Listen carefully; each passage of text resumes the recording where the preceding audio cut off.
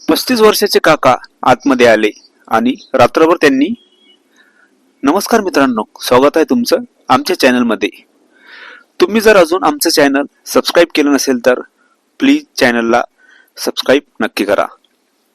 हंसिका तिच्या माहेरीच राहत होती।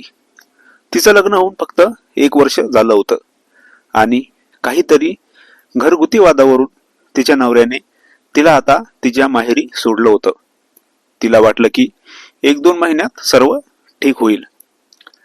5-6 महिने झाले तरी हंसिका तिच्या माहेरीच होती। तिचा नवरा तिला साधा फोन सुद्धा करत नव्हता।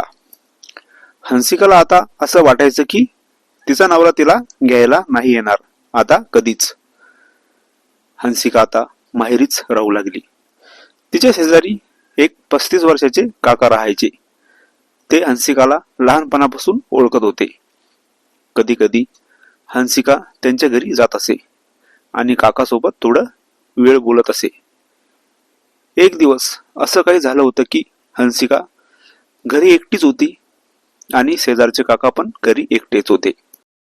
आणि रात्री ते काका हंसिकाच्या घरी आले आणि हंसिकाने असा विचार केला नव्हता की काका तिला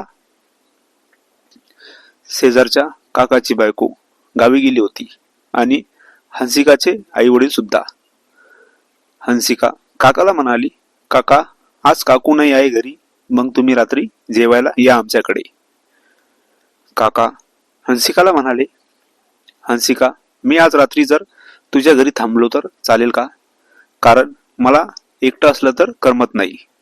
हंसिका म्हणाली, काका मी पण एकटी आहे आज घरी। काका रात्री लवकर हंसिकाच्या घरी गेले। तेव्हा हंसिका किचन मध्ये स्वयंपाक करत होती। काका तिथे गेले आणि हंसिकाला म्हणाले, हंसिका माझी काही मदत लागली तर सांग तुला। हंसिका म्हणाली, काका तुम्ही बसा, मी करते स्वयंपाक। थोड्या वेळाने घरातली लाईट गेली आणि हंसिका घाबरली, कारण तिला पाठीमागून काकाने मिठी मारली होती। हंसिका म्हणाली, काका हे काय करता तुम्ही? काका हंसिकाला म्हणाले, हंसिका मला भीती वाटते अंधाराची, त्यामुळे तर रात्री मी घरी एकटा नाही थांबलो। हंसिकाला आज काकाचं वागणं थोडं वेगळंच वाटत होतं। जेवून झाल्यावर हॉलमध्ये काकाला अंथरूण टाकून दिलं आणि हंसिका तिच्या रूम मध्ये गेली। हंसिकाला आता झोप लागली होती आणि तिला आता काहीतरी जाणवत होतं। तिला लगेच जाग आली आणि तिच्या शेजारी काका होते। त्यांनी हंसिकाला घट्ट पकडलं होतं। हंसिका परत घाबरली। काका म्हणाले, मला एकट्याला भीती वाटते, त्यामुळे मी इथे आलो। हंसिकाने काकाला बाहेर जायला सांगितले, पण काका तर आतमध्ये यायचे आणि हंसिकाच्या शेजारी, असं ते रात्रभर। सकाळी हंसिकाच्या अगोदर काका झोपेतून उठून त्यांच्या घरी गेले होते। हंसिकाने खिडकीतून बघितले तर काकू सकाळीच आली होती। दुपारी हंसिका काकाच्या घरी गेली आणि काकूला विचारलं की काकांना एकटं असल्यावर भीती वाटते का खूप? काकू म्हणाल्या, नाही, त्यांना तर कधीच भीती वाटत नाही।